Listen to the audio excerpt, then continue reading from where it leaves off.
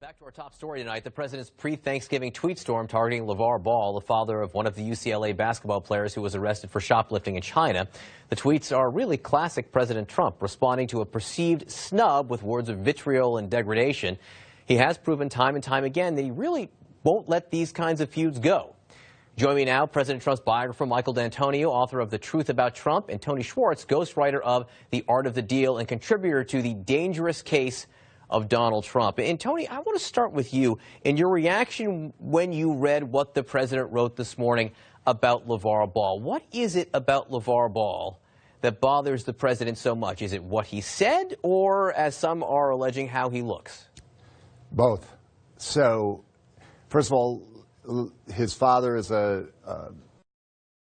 tall, black man, and I think Trump is half awed and half frightened by black people, and his only way of dealing with them is to attack them. And on the other hand, I think he has a zero tolerance for any criticism of any kind. That's why he goes after anybody who says virtually anything about him that's negative. Say, awed and afraid of black people. That's a big statement right there. Based on what? Well, I mean, I watched him. I mean, he was awed, unequivocally awed, during the many times I saw him with, you know, members of the team that he owned in the USFL, and when he sponsored fights, prize fights. I think he had this kind of ambivalent relationship where he wished he could have been an athlete like they were, and on the other hand, if he felt fear, he always felt aggression.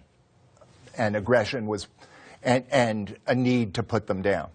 You know, Michael, you see him in these battles. Will he ever stop fighting? Once he picks an enemy, and we've talked about how he does a certain kind of enemy shopping, will he ever let up?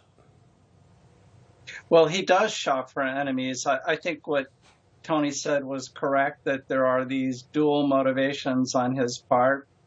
On the one hand, it is racial. On the other hand, he's very thin-skinned. But I think that we have to notice who he responds to. And he will go after someone who he can frame perfectly, often for his base. So in this case, this is yet another member of the black community, also someone connected to the world of sports.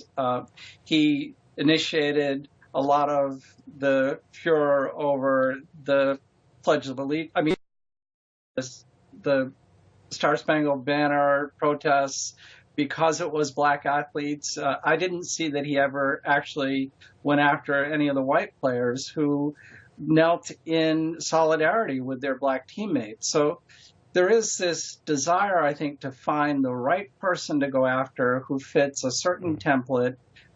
He doesn't go after little guys who happen to be white. I've noticed that. He kind of leaves those folks alone, and if he can pick out a target who is different from him and whom his base may also resent, that's the person he'll go after. During the campaign, I mean, he went after Jeb Bush plenty. I mean, you know, it was low-energy Jeb, and, you know, Rand Paul, he said, was funny-looking. There was lying Ted Cruz, and then, of course... These were people he was running against for president. Okay, but it was in a setting where he talked about them, and they weren't African-American, so that was, you know, a bit of another thing. I want to ask about the Trump brand, if I can, because we learned tonight that the Trump organization is severing ties, or being severed, with the Trump Soho, a hotel downtown, ostensibly because the deal's not going the way they want it to right now. And it just does beg the question, do you think that the Trump brand has suffered? Does this show that the brand, as a business, has suffered during the presidency? Well, I mean, I think there's no question that it's suffered and that it's been split down the middle, just as America has,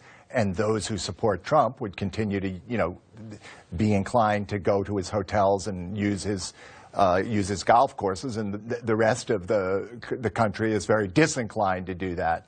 You know, what I'm actually really struck by about Trump is how aggressively he's moved toward kind of an authoritarian perspective. The biggest fear I have is not whether he tweets about people, but it's about whether he moves in the direction of a dictator. You know, I have a dance teacher named Dmitry, who is Russian, and he's my touchstone. And he refers to Trump as a kind of a poor man's Putin. And Trump, I think, models himself after Putin.